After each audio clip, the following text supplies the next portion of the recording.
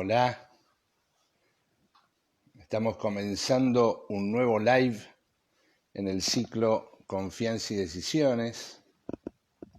Hoy vamos a conversar con Joaquín Villa, que ahí está, ya lo invito. Hola Rodrigo, hola Martín. ¿Cómo andás Rodrigo? Ahí lo invitamos a Joaco Villa en el marco de este ciclo. Hola Joaco. Hola Miguel, ¿cómo estás? Muy bien, ¿vos me escuchás bien? Te escucho y te veo perfecto. ¿Vos? Muy bien, perfecto. Bueno, Ahí Rodrigo dice, no paran los lives. Impresionante, Miguel, buenísimo. Vos sabés que arrancamos, hola Raúl querido, arrancamos a mediados de abril y yo te contaba que la idea primera era dar herramientas vinculadas a la confianza, la autoconfianza, eh, técnicas de toma de decisiones. En aquel momento había un poco de desesperación, ¿no? Con el tema de la cuarentena, incertidumbre, gente que estaba encerrada y que se sentía muy mal. creo que todos hemos pasado Entonces, varias etapas en ese sentido, ¿no? totalmente, es impresionante, nunca imaginado todo lo que vivimos. Entonces, de ahí surge Confianza y Decisiones, después fue una conversación barra entrevistada, ¿sí?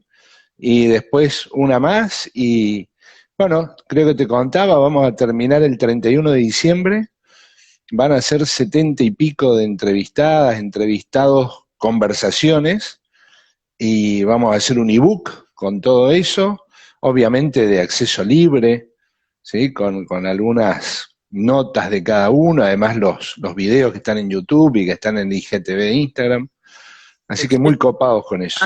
Además, Miguel va a ser una hermosa herramienta para ver cómo fuimos también viviendo quizás algunos de los entrevistados o entrevistadas a lo largo de todo lo que fue el desarrollo de la cuarentena, que al principio, como bien decías, quizás teníamos una forma de pensar o una forma de ver la realidad y ahora después de estos meses que pasaron quizás cambió bastante eso y va a estar Claro, reflejado. ha cambiado. En muchos se ha generado, lejos de la confianza, muchos han estallado de broncas, otros han aprovechado la oportunidad. Hay cosas que nos trascienden, ¿no? Hay decisiones que independientemente que nos enojen o no, nos trascienden.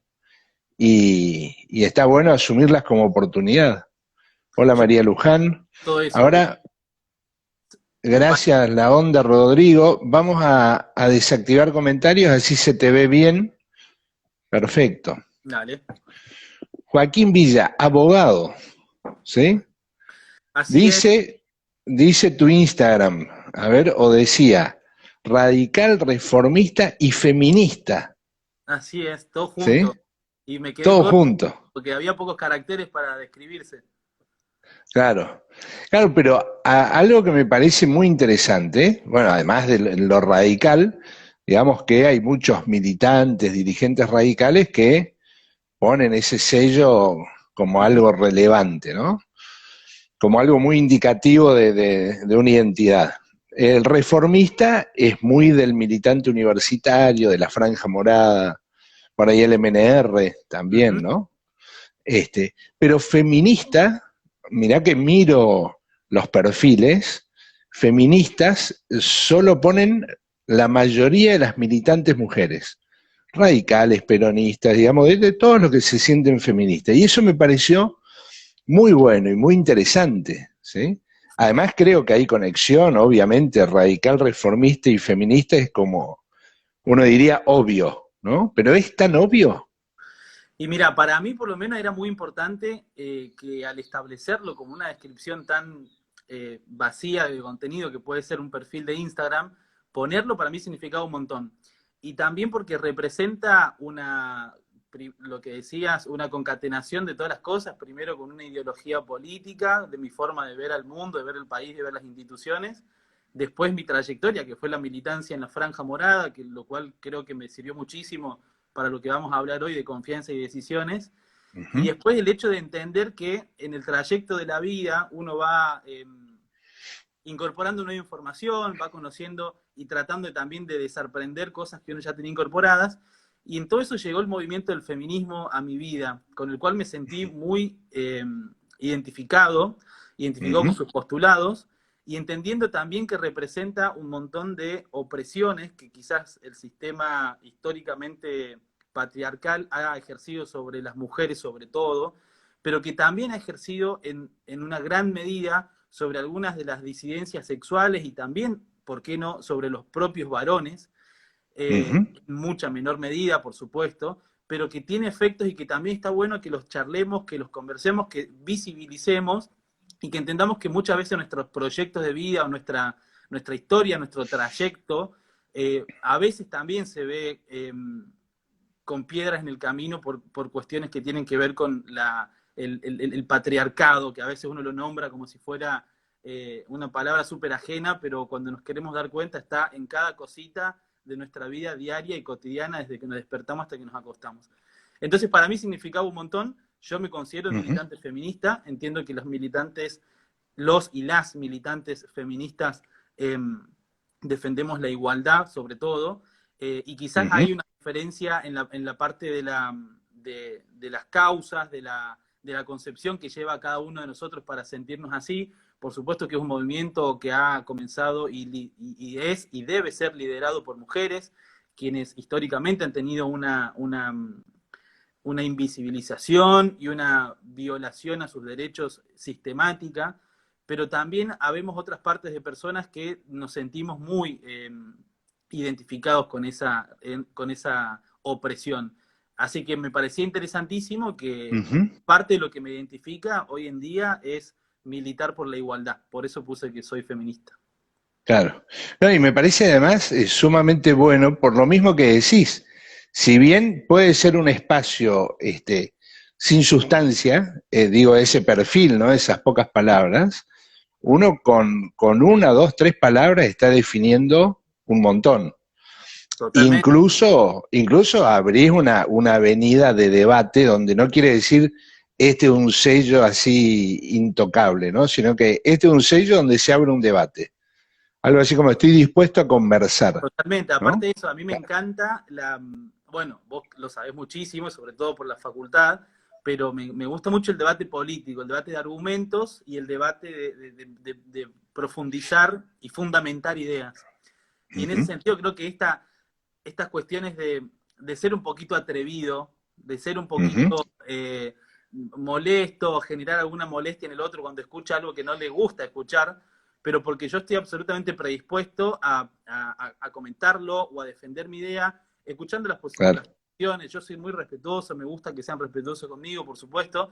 No soy extremista en ese sentido, pero la incomodidad muchas veces puede tener consecuencias interesantes, digamos, para replantearse cosas, por ahí para entender que uno vivió como en un confort o en una etapa de comodidad en la cual no era tan crítico, no se permitía pensar algunas cosas porque la rutina te va llevando, o porque el sistema, o porque tu educación, o por cualquier otro factor siempre fue así. Entonces, molestar e incomodar me gusta, y quizás con algunas palabras o con algunas definiciones, ya por lo menos vas a saber que alguien te va a comentar algo, que alguien te va a sacar el tema, aunque sea en chiste, aunque sea tomando un café o tomando una cerveza en un bar, en cualquier contexto, pero a mí me gusta que me sirva para poder decir, sí, ¿sabes qué? Soy feminista por esto, por esto, por esto. O si es más partidario, mira, soy radical por esto y por esto y por esto, y por estos motivos no soy otra cosa. Me identifica y me gusta que eso moleste para generar diálogo. Y se han parado mucho en esa definición de feminista. ¿Has tenido así repercusión? Hay gente que te ha preguntado, que se ha enojado, que te ha debatido. Totalmente. Por varios motivos, yo diría por lo menos tres. El primero es algo de lo que comencé diciendo al principio sobre el movimiento, las diferentes olas y la diferente evolución que ha tenido el feminismo en general. Siempre tiene y va a tener como corresponde de protagonismo a las mujeres. Pero también es importante que entendamos que hay otras disidencias sexuales, otras identidades de género y otras personas que también sentimos esa misma opresión que sintieron las mujeres históricamente y que queremos aportar y acompañar a ese camino. Bueno, Claro. hay parte de toda esta corriente que entiende que no debería ser así, que, por ejemplo, que las mujeres trans no deberían estar enroladas en el movimiento feminista, o que algunos varones de otras identidades sexuales que no son las heterosexuales tampoco deberían estar enroladas. Y bueno, se puede generar un poco de ruido. A mí la verdad que me interesa enrolarme en un feminismo queer o en un feminismo que sea más abarcativo para que, aunando esfuerzos, se pueda llegar al objetivo, que en este caso es la igualdad, no, no supremacía de ninguna identidad, de ningún sexo, de ningún género. Así que eso ya es como un ruidito, el hecho de que en el feminismo deberían estar solo mujeres y nada más. Que quizás Claro. es un grupo más concentrado. Por suerte creo, o mi visión es que hoy en día está un poco más abierto y como más plural. Y, perdón, y ahí hablamos incluso en el seno del movimiento feminista. ¿No es así? Bueno, como te digo, hay como muchas formas de Claro, pensar el movimiento y de verlo. Hay muchas agrupaciones. Y para mí claro. es lo rico también del movimiento. Ojo, no lo critico. Si hay personas que consideran Claro, eso, no, no, estamos describiendo, ¿no? A ver cómo es ese. a la cual no adhiero, pero lo respeto profundamente porque entiendo que de alguna forma todos apuntamos al mismo punto. Lo que sí hago es tratar de defender solamente mi postura, que es yo quiero acompañar este movimiento desde mi punto de vista y también por mi propia experiencia de vida. Yo he tenido Claro, muchas veces sentido opresiones o después te das cuenta que el patriarcado en algún puntito te ha afectado. Aunque uno no lo suele analizar todos los días, no lo charlas en un asado, ni cuando te vas a dormir lo pensás, pero después en algún momento te cae esa ficha. Te digo que claro. eran dos cosas. La segunda, por lo menos, era la de la interacción entre los propios compañeros, entre los propios varones, digo, de cualquier identidad sexual, no importa, pero que también entenderse como feminista es medio como un dale, no rompa las pelotas, que deja que las chicas hagan lo que quieran, vos haces la tuya, no hace falta que te metas, no hace falta que te pintes de verde o de cualquier color. Y para mí sí hace falta, para mí es importantísimo, para mí es necesario no solamente estar, no solamente pertenecer por una identidad más ideológica o de pensamiento, sino que tenemos que activar, porque solamente dando un like, dando un me gusta o conversando en una charla con sí, sí, la verdad que muy bueno lo que hacen, y no hacer nada más, para mí es casi nada. O sea, es como no se aporta. Y yo que soy muy inquieto, quizás ahí vos me conocés un poco de la facultad, o mis amigos también me conocen que no suelo ser tan tranquilo, es como que necesito activar un poco más. Y en ese sentido, Claro. con mis propios amigos, soy el que, si hay un chiste en el grupo de WhatsApp, che, loco, ¿no te parece que está medio zarpado, que por ahí no va, que hay un montón de cosas para hacer con Claro. humor? No sé, un sticker. A ver, no soy anti nada, amo el humor, creo que el humor debe ser libre, por ejemplo, pero también está en nosotros decidir si comparto este meme, este sticker o este chiste, o comparto este otro, o no lo comparto porque por ahí puede ser sensible y quizás nos podemos reír y podemos seguir siendo alegres y felices de otro punto de vista. Entonces, Claro. como pequeñas frenaditas, a mí me interesan hacerlas, y también entre los propios varones podemos sentir resistencias.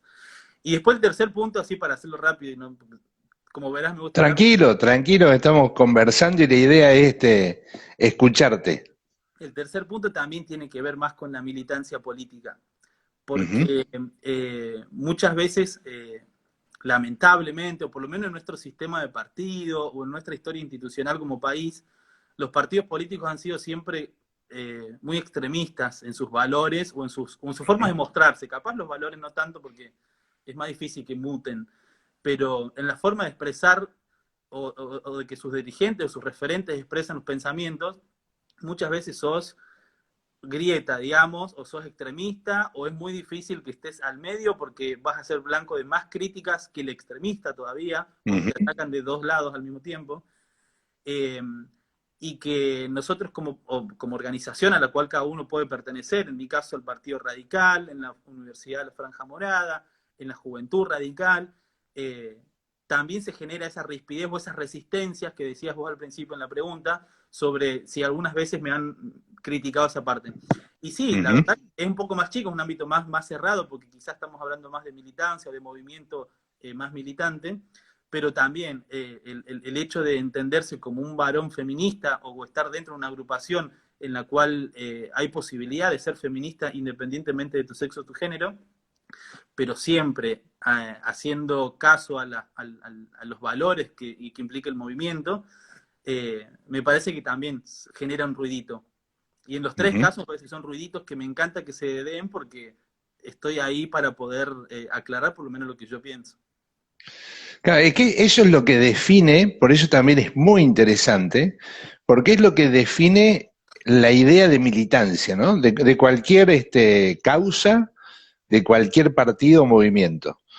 El militante, la militante son los que dicen, a ver, yo marco la cancha y bueno, que vengan los debates, que vengan las construcciones, que vengan las disidencias. Por eso es un marcar la cancha, me parece muy bien, con lo que lo primero que cuestionaría es si los perfiles de Instagram son nada más que espacios superficiales.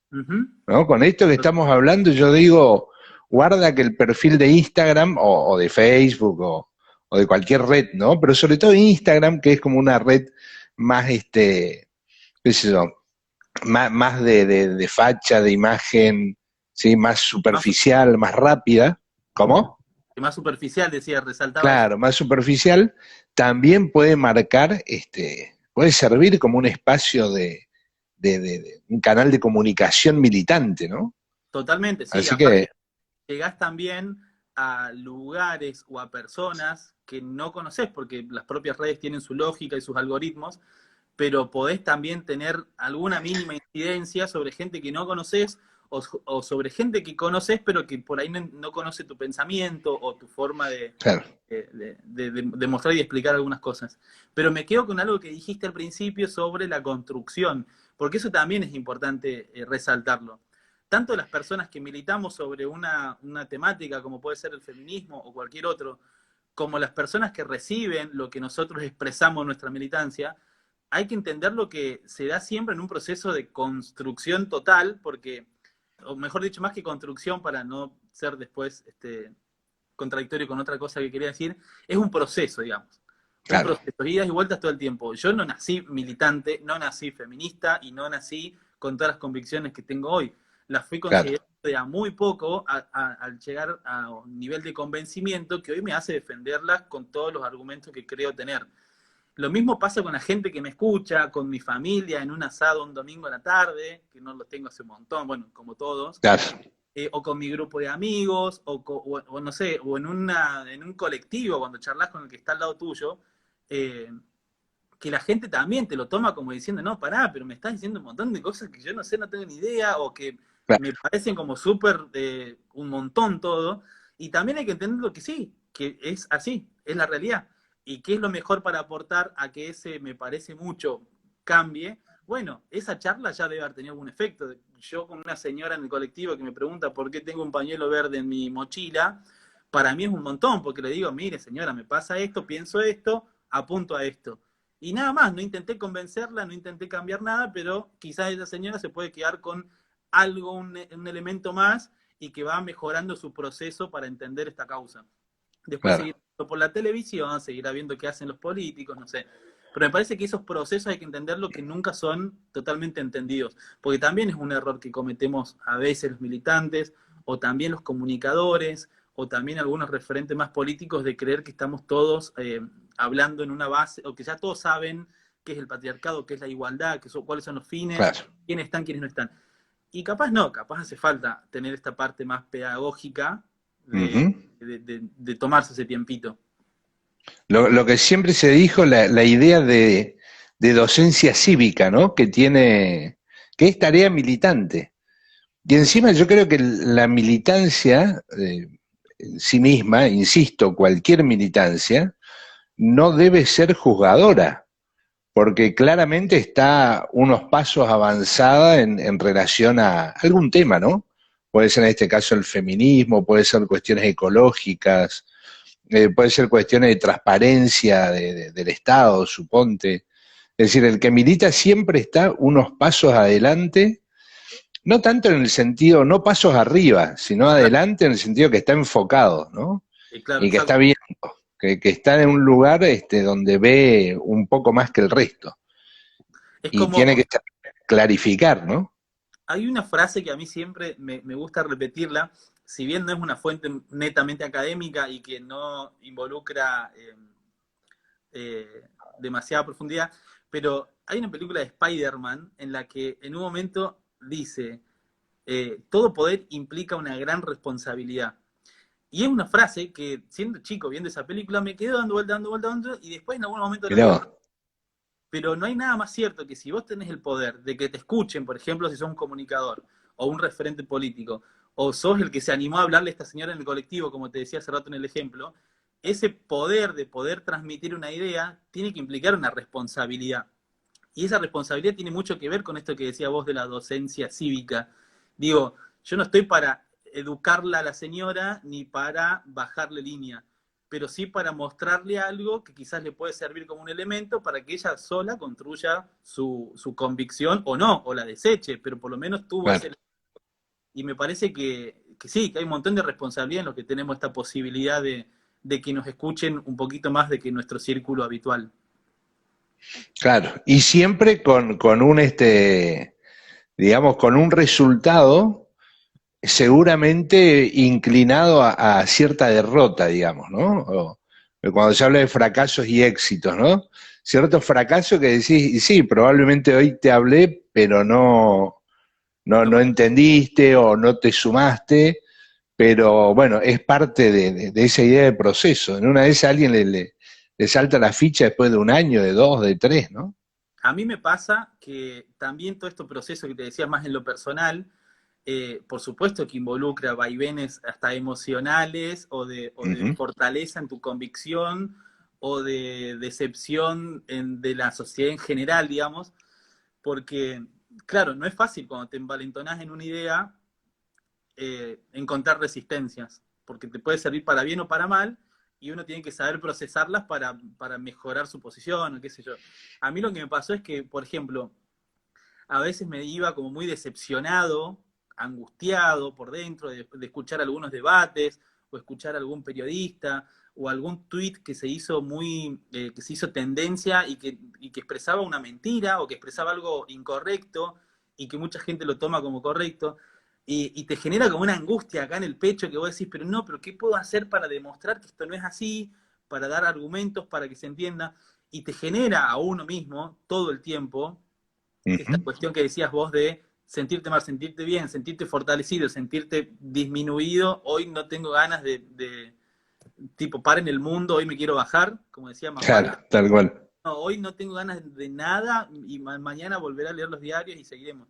Pero digo, si bien yo nunca tuve un trabajo más eh, psicológico, es como una deuda en mi vida que nunca hice terapia, nunca tuve una Ujú. conversación más profesional y profunda con un psicólogo en lo personal, sí creo que uno tiene que trabajarlo, porque si nos metemos en el baile hay que bailar, y bailar implica de todo un poco, eh, pero también genera consecuencias en cada uno.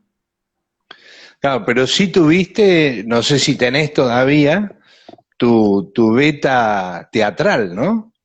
Sí. ¿Seguís haciendo teatro? Mira, ahora aflojé un poquito, pero estuve mucho tiempo. Ajá.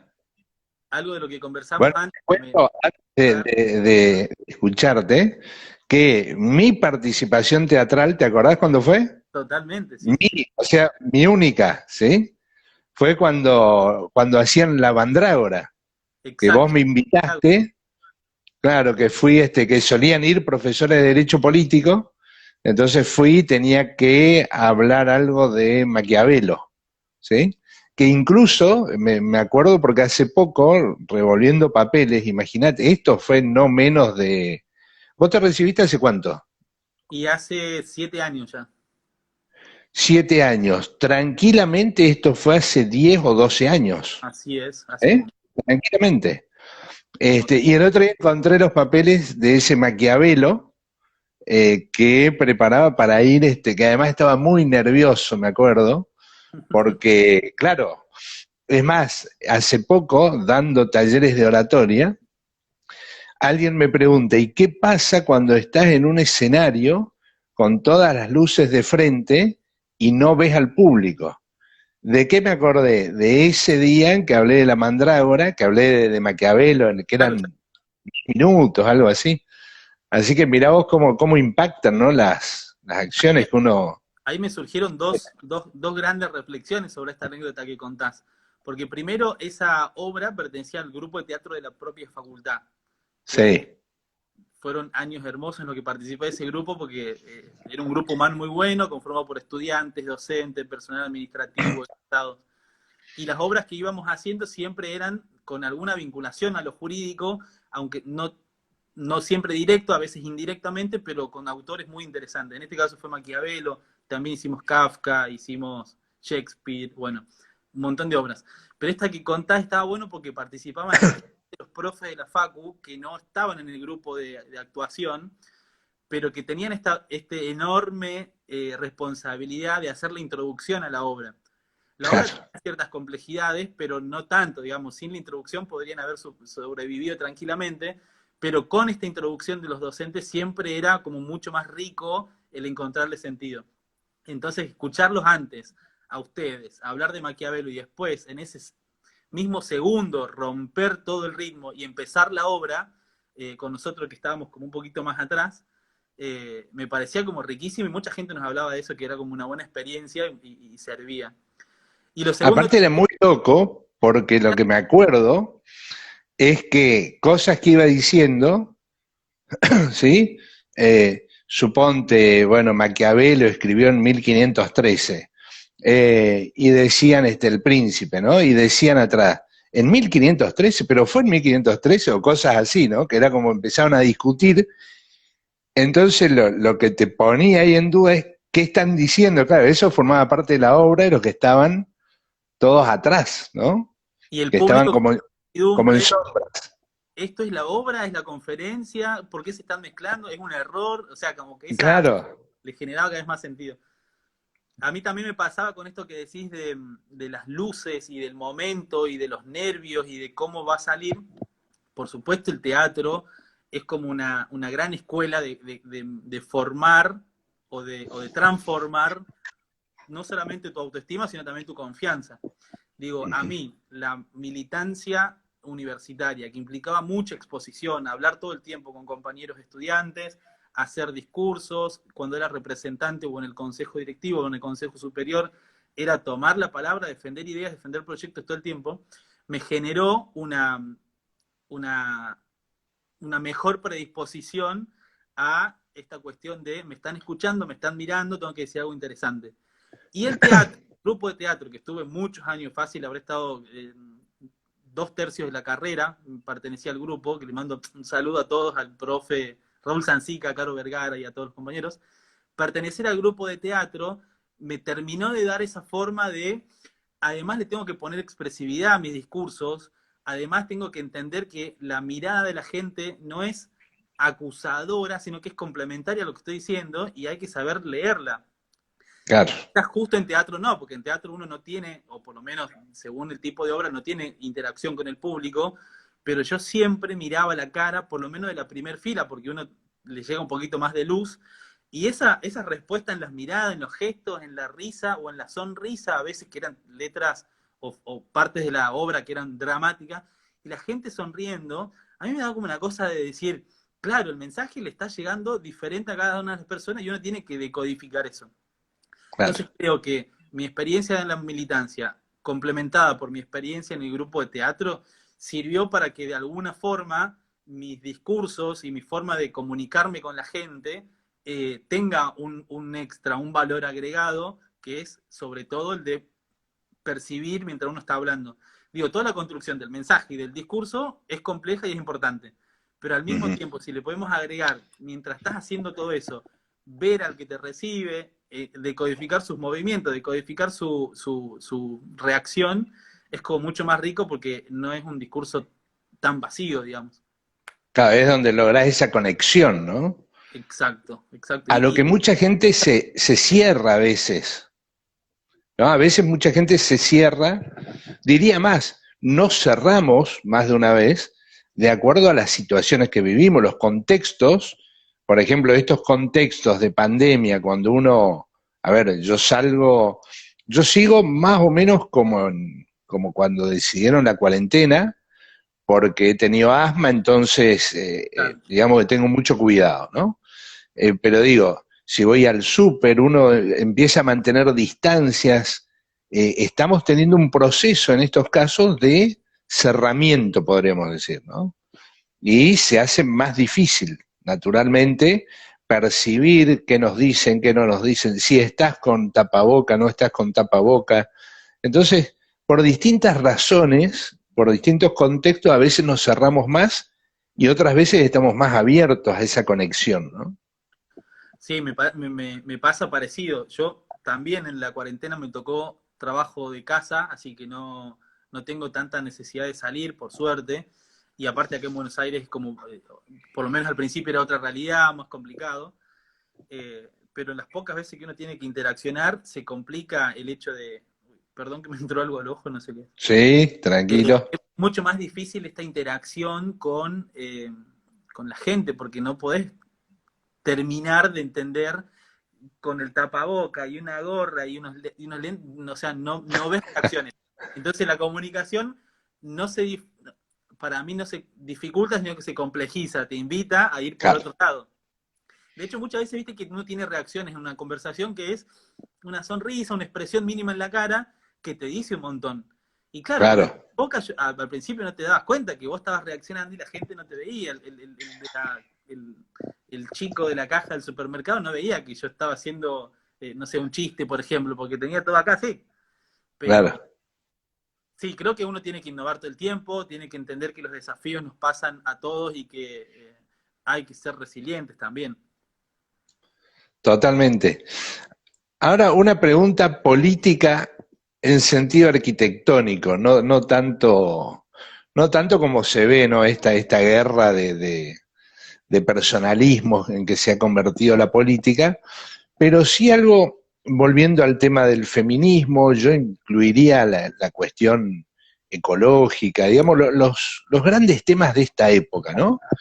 Que definirían, si se quiere, las ideas progresistas, o están ahí, ¿sí? Que uno puede ver en cuánto progresismo no hay. Eh, no se ve el radicalismo en general, ¿sí? Por lo menos digo el radicalismo nacional, no se ven las fotos eh, incorporando la perspectiva feminista, sino que si uno te escucho en el planteo que haces y veo las fotos de la UCR Nacional, y es contrapuesto, simplemente la foto, ¿sí? Uh -huh. No sé qué está pasando adentro, en una de esas adentro hay un gran cambio, ¿sí? No se ve por lo menos hacia afuera. Lo mismo pasa con lo ecológico, si nosotros habláramos de cuestiones ecológicas, tampoco se ve la foto de la dirigencia nacional del radicalismo como complementaria o con una identidad, sino que se lo ve casi contrapuesto. ¿Es así como se está viendo bien? ¿Estoy representando bien? ¿O realmente hay todo un cambio que no se nota? Yo creo que tu percepción es como un 50 y 50. Hay Uh -huh, mucho de lo que decís, pero al mismo tiempo hay mucho de lo que quizás no estamos mostrando como uh partido. -huh, También es importante destacar que es súper compleja la construcción y el debate interno de los partidos políticos hoy en día, sobre todo en el radicalismo a nivel nacional, que es un partido con tanta historia y con tanta estructura, digo, con federalismo en cada una de las provincias, con su propia toma de decisiones y a la vez a nivel nacional. Por supuesto que conciliar todas esas ideas siempre va a ser complejo, pero bueno, como decimos, el debate nos gusta, organizarnos horizontalmente nos gusta y de alguna forma lo llevamos. Pero también es cierto que no solamente en el radicalismo, porque sería una obviedad, en todos los partidos políticos pasa que la dirigencia suele tener este pensamiento primero adultocentrista, digamos, como que uh -huh, siempre las mejores decisiones las van a tener las personas con mayor edad, sin importar el sexo o género, sin importar la experiencia, sin importar la formación. Y que eso ya, por lo menos a los más jóvenes, nos quita un poco de peso en las decisiones o en las participaciones diferentes. uh Ahora -huh. digo por qué hablo lo de la edad. Y segundo, que también estamos como nuestros referentes, nuestros dirigentes o los tomadores de las decisiones internas dentro del partido, también suelen tener como otra concepción u otra formación, no mala, pero sí que quizás faltaría entender los nuevos desafíos que uno se tiene que asumir. O por lo menos si lo entiende, o por lo menos en el caso de que sí lo entienda, asumirlos concretamente, con herramientas reales y efectivas para que eso suceda. Y al principio te decía lo de entender también la cuestión de la juventud, no tanto por una cuestión de, de, de simpatía o de entender que lo bueno, que lo nuevo es bueno, no necesariamente, digamos. Pero sí que estamos, o yo entiendo que desde mi generación, quizá un poquito antes también, pero en adelante, las nuevas generaciones, estamos impulsando cambios importantes. Digo, hoy en día el partido se ha posicionado orgánicamente, primero a nivel local, pero también a nivel nacional, en un montón de temas que entendemos que son necesarios, y sobre todo nos estamos formando en cuadros técnicos que puedan fundamentar esas posiciones. Digo, tanto en cuestiones de ambiente, como en cuestiones de género, como en cuestiones de diversidad sexual, o en cuestiones que tengan que ver con seguridad, nuevas formas de entender a la seguridad, nuevas formas de entender a las relaciones familiares, nuevas formas de entender a la economía, que hoy en día en nuestro país es necesario también poder incorporar nuevas concepciones porque somos un país muy cíclico en cuanto a crisis, salir, volver a entrar en crisis, volver a salir. Yo entiendo y doy fe que hay generaciones que nos estamos formando muchísimo en ese sentido y que creemos que de un momento a otro se va a decantar ese cambio, por lo menos en la conformación interna del partido y consecuentemente en la percepción que va a tener la gente de nuestro partido. Pero bueno, hay algunos obstáculos, como lo que te decía, tener tantos años de historia y tanta estructura te genera que el proceso sea un poco más lento, que nuestros decisores tengan una formación diferente a la actual de las nuevas generaciones, o del nuevo pensamiento, no es una cuestión de edad, del nuevo pensamiento haya también una resistencia, creo que de a poco se va saliendo, pero que no quepa... ¿Eso tiene que ver con esto de lo progresista y lo conservador? ¿O por dónde va digamos, esa diferencia en criterios, en pensamientos? Mira, yo creo que el nivel de análisis político me parece que ya supera lo clásico que era conservadores y progresistas, porque hoy en día las posiciones políticas y los temas son tan transversales que quizás en el tema A vos sos absolutamente progresista, o por lo menos coincidís en la visión de muchas personas que son progresistas, y en el tema B, en tu mismo partido, hay una posición que está atravesada por más factores, y en el tema C capaz sos recontra conservador. Creo que hoy en día hay que hablar y pensar más en la transversalidad, en la multiplicidad de análisis de un mismo tema, y no tanto en esta cuestión más clásica, que creo que hoy en día por lo menos ya no se estaría aplicando tanto, pero también porque el propio sistema de partidos políticos clásicos está en crisis. Digo, de hecho, de las últimas elecciones, no sé, fácil, de las últimas 4 o 5 elecciones presidenciales generales, no estamos votando a un partido, siempre estamos votando a frentes, estamos votando a alianzas, estamos votando o a personas en algunos casos que participan de esos frentes de alianzas. Estamos entendiendo que quizás la estructura del movimiento político pasa por otro lado, pasa por generar alianzas, transversalidades y no tanto en lo estático de solamente mi partido. Por supuesto que esta crisis de partidos no creo que fulmine a los partidos, pero sí que los obligue a reinventarse y a entender que hoy en día el movimiento de la participación política, sobre todo en lo electoral, pasa por otro lado. Claro.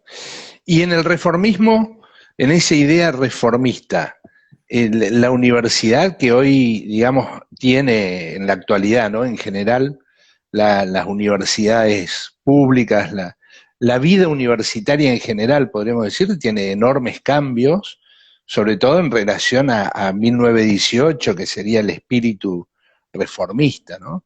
Podríamos decir incluso cambios enormes en relación a hace 10 años atrás o 20 años atrás, ya habiendo pasado un gran proceso de democratización, de avance en muchos aspectos. ¿Cómo ves? Porque hay tantos desafíos y tantas miradas sobre la universidad, a veces miradas en que las profesiones en sí ya no son una salida como se veían antes, ¿no? Otro dice, no, sin tener esos títulos habilitantes, no hay posibilidades de competir en el mercado. Bueno, ¿cómo ves la universidad? Primero, a reafirmar lo que dijiste de que obviamente la universidad es una de las instituciones de nuestra sociedad que va evolucionando más constantemente y quizá un poquito más acorde a lo que la propia sociedad está exigiendo de una universidad o de una institución académica, de una institución formativa con el prestigio por lo menos que en nuestro país tienen las universidades. Y eso obviamente tiene mucho que ver la reforma universitaria, que si bien ya tenemos 102 años de que pasó, todavía sigue surtiendo efectos que también se van reinventando, pero por lo menos tienen esa base ideológica súper fuerte y que tanto sirvió para nuestro sistema universitario como para el continente, digamos, para las universidades de referencia. Y yo creo que con esto que decís sobre la notable y visible cambio que ha tenido la institución universitaria como institución, básicamente, de los últimos 10 años por lo menos, me tocó percibirla muy de cerca. Yo hasta hace un tiempo tenía una función importante en el Ministerio de Educación de la Nación, en el cual me tocaba articular con todas las universidades nacionales y percibía las pequeñas diferencias que podía haber entre universidades de una provincia más del sur, de la Patagonia, con las del norte, NEA y NOA, de donde yo soy, quizás conozco un poco más, pero la forma de llevar a cabo el día a día son muy diferentes, pero al mismo Ujú. tiempo tienen puntos en común que son los que a uno le dan quizá un poquito más de esperanza en que hay un montón de cambios que se están dando. Sobre todo creo que la universidad ha entendido y ha mejorado su participación en cuanto a la extensión universitaria. Uno de los valores reformistas y que quizás es, para mi punto de vista, es el que mejor y mayor ha entendido las formas de adaptarse a la sociedad. No solamente en cuanto a lo que uno inicial o inicialmente puede percibir, o quizás sin conocer mucho de qué es la extensión puede entender a lo que nos estamos refiriendo, pero también ha evolucionado el propio concepto de extensión universitaria, digamos. No solamente es tener una vinculación con el afuera, sino que es un diálogo constante de conocimientos entre lo académico y lo social, que la universidad sea una forma de representar los intereses y la necesidad que tiene la sociedad en lo concreto y no solamente una cuestión idealista o una cuestión teórica, sino también en lo Ujú. práctico. Y creo que ese crecimiento y esa enorme vinculación que hay con la sociedad en concreto desde la extensión, también ayudó a entender que el propio sistema académico de la universidad necesitaba cambiar, necesitaba mejorar, necesitaba repensarse. Digo, ahí nosotros hablamos de un sistema de reconocimientos de los trayectos formativos, digo, conocimientos que vamos adquiriendo en materias de alguna carrera pueden tranquilamente ser reconocidos también en materias de otras carreras, aunque no sean las mismas disciplinas, pero entendiendo que esa formación más integral ayuda y sobre todo tiene mucho que ver con las incidencias del título que va a tener ese futuro egresado y que todavía Ujú. hasta inclusive la universidad podría ahorrarse recursos o mejor dicho reutilizarlos de una forma más eficiente y pensar que el sistema o la carrera de grado universitaria puede ser entendida desde sistemas modulares, por ejemplo, o que puede ser entendida con otro tipo de reconocimientos, que la parte práctica o la parte de las prácticas experienciales, de las prácticas educativas sociales, también tiene que ser parte integrante de las currículas, no tiene que ser solamente una actividad extraacadémica que quedó ahí y nada más, sino que forma parte de mi experiencia como estudiante, de mi Ujú. formación, entonces también tiene que formar parte de mi título, de mi titulación, tiene que estar dentro de mi currículo académico, de mi historia académica. Creo que hay varias cositas que se van entendiendo como necesarias y obviamente la multidisciplinariedad que tiene que haber. No podemos ya entender que solamente el estudiante de Derecho va a tener una visión en este sentido y que va a tener una salida laboral solamente en este sentido. Creo que es importante que damos que las propias disciplinas siempre estuvieron vinculadas y que es importante resaltar ese valor, porque no es, quizás en algún momento se lo entendió como un disvalor, creo que es momento de reforzar que es un enorme valor. Bien, qué buena conexión, ¿no? Con las ideas reformistas, está muy bueno.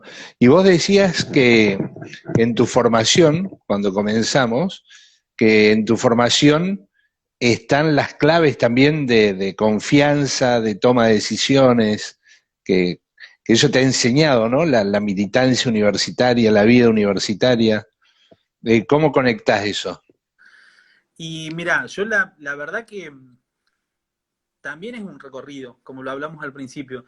Yo cuando llegué a Córdoba a estudiar Derecho con 17 años, que cumplí 18 apenas llegué, eh, Que venía de Jujuy. De Jujuy, eso te iba a decir, que venía de vivir una secundaria súper tranquila en San Salvador de Jujuy con mis compañeros, que la verdad que por suerte no me faltó nada, pero que tenía una forma de vida y una forma de relacionarme tranquila, súper tranquilo, hasta de hablar despacio, hasta de otro comportamiento mío para con los otros. Y transcurrir la vida universitaria en general, conocer nuevas personas, ser independiente, por lo menos en cuanto al hábitat y en la segunda parte de mi carrera también en lo económico, transitar la militancia, transitar todas las crisis que uno tiene como estudiante durante la carrera, me fueron poniendo desafíos constantemente, que yo no estaba acostumbrado a analizarme teniendo un desafío. Era como si me pasaba algo, bueno, veía y con mi familia lo resolvíamos y seguíamos de largo. Por suerte siempre tuve una familia muy presente, entonces como que no, no me daba la instancia de pensar que yo tenía que tomar una decisión o que yo tenía que tener cierta fortaleza para avanzar en la vida. Y todo lo que fue pasando en esa época, por lo menos, me sirvió para darme cuenta de que hay un enorme valor y exponencial que tenemos cada uno que no siempre lo vemos o no siempre lo estamos trabajando. Ujú. Tampoco es fácil verlo, tampoco es fácil entenderlo. A mí me costó muchísimo. Yo no suelo analizarme, como te decía, lo que me pasa a mí en la vida. Nunca fui un psicólogo, nunca hablo tanto de mí en este sentido más de retrospección, pero te terminas dando cuenta de que de alguna forma esos desafíos sirvieron a que hoy me pueda plantar a defender una idea, que me pueda plantar a, también a estar en crisis, a desconstruirme en algunos sentidos y que eso no sea un disvalor, que eso no sea una desventaja, sino tomar lo mejor de eso.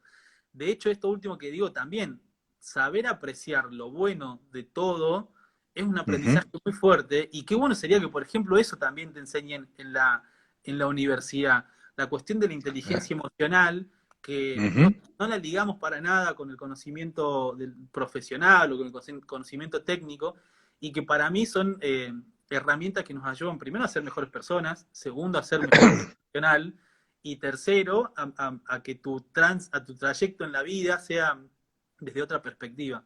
Entonces, creo que todos esos elementos que fui nombrando ayudaron a que hoy en día tenga una fortaleza. Obviamente también pasaron años, ¿no? Pasaron, no sé, más de 10 años, pero el solo hecho de reflexionarlos ahora me empieza a caer como cuenta en la cabeza de que fui formando casi sin querer mi carácter basado específicamente en mejorar mi confianza en la toma de decisiones. Porque si había Claro. alguien que era dubitativo, que era absolutamente falto de fortaleza en cuanto a lo que consideraba que podía ser bueno para mí, era yo. O sea, no sabía ni si comprarme un caramelo A o un caramelo B, porque digo, capaz me gusta más el Leo, no sé, y termino a veces no comprándome ninguno por Claro. temor a no equivocarme, por temor a la vergüenza. Bueno, la vergüenza fue otro elemento en mi vida que, si querés, después lo hablamos, pero que también ayudó un montón. Y las decisiones siempre fueron para mí conflictivas, siempre, en todo aspecto de mi vida fueron conflictivas. Y después de tomar una decisión siempre termino pensando, bueno, capaz no fue lo mejor, che. Y te haces la cabeza. Bueno, hasta que llega un momento que decís, mira, si lo tomé esa decisión fue por algo, porque lo entendí sí, y porque tuve elementos para llegar a esa decisión. Digo, por más que sea una cosa súper aleatoria o súper superficial, nada, llegué a un nivel de conocimiento tal que tuve elementos para poder decidirlo así, me parece que tuvo mucho que ver la historia de cada uno, la formación, las experiencias y lo que uno mismo fue eligiendo para eso. Puedo decir lo de la vergüenza, y por ahí digo, hay como podríamos decir algo así como una experiencia tipo, ¿no? En la que uno diría, si mirás desde quienes tienen vergüenza, y capaz que es un molde en el que entraría muchísima gente, distinta, con diferentes experiencias, pero es algo que hace un corte transversal también en la sociedad, ¿no? Por eso, de alguna manera, es parte de la construcción social, no solamente personal. A mí hay otra frase que me atravesó muchísimo y quizás más que nada en esta última etapa de mi vida en la que me metí de lleno también entre todas las causas que tengo abiertas, digamos, causas en el sentido militante, no en el Sí, sentido sí, sí, no, no, atrás. suerte, no, en el sentido de militante, convicciones, la causa del activismo por la diversidad sexual, que tiene mucho que ver con lo de la vergüenza y tiene mucho que ver con la confianza que también veníamos hablando. Digo, al yo entender que siempre fui el bicho raro de todos los grupos sociales en los que participé, porque no sé, en el grupo de teatro siempre fui el más joven, en el grupo de la facultad siempre era el del norte, el jujeño, en el grupo de mis amigos del colegio siempre era el que le gustaba más las cuestiones artísticas, el que iba al taller de dibujo, por ejemplo, y nadie más de todos mis amigos iban. O sea, como que siempre tenía alguna cuestión que me gustaba ser medio disidente, digamos, pero porque era digo me gustaba, no lo hacía a propósito, digo, porque era mi identidad y me interesaba Claro. no salir de ese molde. Y desde que entendí que también la identidad sexual de cada uno de nosotros no tiene que ser nunca un estigma, Claro. me interesó muchísimo meterme en el activismo para que no existan más realidades en personas que por su identidad sexual tengan que ver destruidos sus proyectos de vida, sus decisiones. Claro. Muchas veces no te permite valerte en la vida en general, porque si te hago una enumeración no terminamos más, desde la educación, el acceso a la salud, las relaciones familiares, las relaciones laborales, hay un enorme mundo. Y ahí lo que te decía al principio de la frase es la de Carlos Jauregui, que es súper conocida, pero que a mí me atravesó al medio, que es, en una sociedad que nos educa para la vergüenza, el orgullo es una respuesta política. Y me parece que hay como 29.000 elementos para desandar de esa frase. Digo, primero que estamos educados para la vergüenza, porque si no, nuestro sistema educativo en general, nuestro sistema social, nos moldea de una forma. Si no vamos hacia esa forma, somos lo raro, por ende nos da vergüenza ser lo raro. Al mismo tiempo, que sintamos orgullo de ser quienes somos, me parece que lo tenemos que revalorar todo el tiempo, porque no hay formas de ser que estén bien y que estén mal. Somos lo que queremos ser y punto. Si el otro no lo entiende así, que lo trabaje, pero yo no soy, en ese caso, la persona que está mal. Y lo tercero, que es lo de la respuesta política, y lo que a mí me invitó a sumarme, me autoinvité a sumarme al activismo por la diversidad sexual, que era, si tengo la posibilidad de hacer que cambie la realidad de otra persona que vivió lo mismo que yo, o que no, y que puede estar viendo algo más light o algo profundamente peor, voy a hacer lo posible para que eso cambie. Así que también dentro de mi actividad política, dentro de mi actividad activista, estoy tratando de hacer lo posible en ese sentido. El activismo lo estoy laburando ahora desde una fundación, que aprovecho si me permitís. Sí. Fundación Asiento, que la tenemos acá con un grupo de amigos y que en Buenos Aires estamos, recién surgimos, mejor dicho, este año, pero hay un montón de áreas temáticas que trabajamos. Una de ellas es las cuestiones de género y diversidad, y que me encantaría invitarlos a todos los que se quieran sumar. Pero bueno, volviendo al tema original, orgullo y vergüenza, me parece que tienen que dejar de ser antónimos y que la vergüenza no sea nunca más un lugar en el que tengamos que caer las personas que entendemos que no estamos perteneciendo al sistema, porque el que estaría mal en ese caso es el sistema, no nosotros. Claro. Y además también dejar la vergüenza, qué sé yo, para casos delictivos, que sería bárbaro, ¿no? A ver, me pasó, hice algo que no debía haber hecho, un acto delictivo, criminal, ¿sí? Un acto de corrupción, y ahora siento vergüenza. Bueno, esa debería ser la aplicación quizás más correcta, ¿no?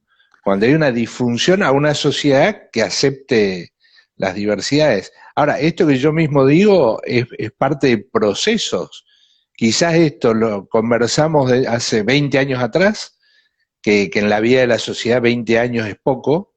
En nuestras vidas, bueno, a mí me ha azotado estos 20 años, pero se notan, pero digo, 20 años en la vida de la sociedad es muy poco y lo hablábamos hace 20 años atrás y no sé si salen estos temas, no estábamos preparados, ¿no? Totalmente. Para, para la agenda de temas, ni para aceptarlo así nomás, y sin embargo hoy estamos todos, o mucha gente buscando, sobre todo la sociedad que respete a todo el mundo. ¿Sí? Que sea una Totalmente. sociedad de respeto por sobre todas las cosas. Y parte de lo que te decía al inicio de todo este vivo, que era el de que con algunas palabras o situaciones me gusta incomodar para que eso genere una charla o por lo menos un intercambio de ideas, también tiene que ver con esto que decías vos, de que muchas veces en la formación de cada uno, uno tiene como un sistema, un grupito de valores, de cuestiones donde uno se mueve y que te puedan incluir un nuevo tema para que vos también te sirva de una apertura, me parece interesante, digamos, y en ese camino me enrolo que de última, no sé, en una charla familiar vas a ver que siempre meto algún temita, con mis amigos, Claro. como te decía también, en un grupito, cosas mínimas, pero que creo que son cambios que a mí me ayudan a poder seguir mis objetivos, pero creo que también sirven para que el otro entienda, no entienda, que el otro vea e identifique que hay mucho más de lo que se Claro. puede hacer pensar. Contame, nos quedan unos minutitos, la verdad que es espectacular y podríamos seguir conversando y escuchándote horas. Totalmente. Algunos libros para recomendar, nos deben quedar unos 3 minutos. Un Bueno, par de libros. te soy rápido. De literatura en particular, un libro que me mató la cabeza, me partió al medio, fue Cien años de soledad. Digamos, Ujú. nunca había leído nada de realismo mágico y me pareció interesante de la página 1 a la página, no sé cuánto tiene, pero es un libro bastante largo, pero hermoso y rico. De ahí me salieron un montón de conclusiones de mi propia vida o del comportamiento de la sociedad en general que Ujú. después sirven como elementos para, para tenerlos en cuenta en el activismo, en la militancia, por lo menos lo que en mi vida respecta, pero en entender a las relaciones de familia, entender a la sociedad o al pueblo donde uno se mueve, me pareció como que me cambió la cabeza. Después en lo profesional, a mí siempre en la facultad me gustó mucho el derecho penal, por ende me gustó mucho los libros de Foucault y creo que Vigilar y Castigar fue el que Ujú. también me generó un paradigma importantísimo en la cabeza de entender cómo como sociedad nos ponemos de acuerdo en algunos valores y disvalores y a veces esos disvalores en los que estamos de acuerdo no los concretamos de la mejor forma o lo concretamos de una primer forma y no sabemos cambiarla por miedo a un montón de cosas. Ujú. Y tanto lo que tiene que ver con el encierro de las personas humanas en sí mismo, eh, me pareció como que me abrió mucho la cabeza para entender que el derecho, y en este caso el derecho penal, tiene mucha incidencia en nuestra vida. Desde Ujú. el miedo, desde la coerción y desde cómo se entiende la libertad de las personas, de un ciudadano en general. Así que esos dos por lo menos, bueno, y después el de Jauregui, el libro de la biografía de Jauregui que se llama El puto inolvidable, que es como, Ah, mirá, no sabía. Ajá, muy me, bueno. me abrió muchísimo la cabeza para entender que la diversidad no es solamente una forma de entender al que le gusta estar en la cama con X persona, sino que en nuestra vida todos somos, en nuestra sociedad, en nuestra vida en general, todos somos diversos de una forma, no solamente en lo educativo,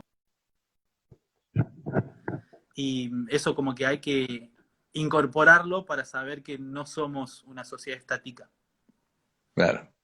Contame música. Alguien a quien escuches. Uno que haya que escuchar. Muy ecléctico en la música, o sea, me gusta casi todo, desde el folclore, el rock Nos nacional, quedan 20 segundos. Tirame uno. el CD, Vida de Sui Generis. Desde la infancia lo tenía en mi casa y me marcó muchísimo para entender el rock nacional y la historia del país. Joaco, espectacular. Te agradezco un montón. Te Fue agradezco mucho. buenísimo. Ojalá les sirva a todos. Muchísimas gracias. Chao, nos vemos, Joaco. Muchísimas gracias. Gracias. Chao a todos, muchas gracias. Chao, chao.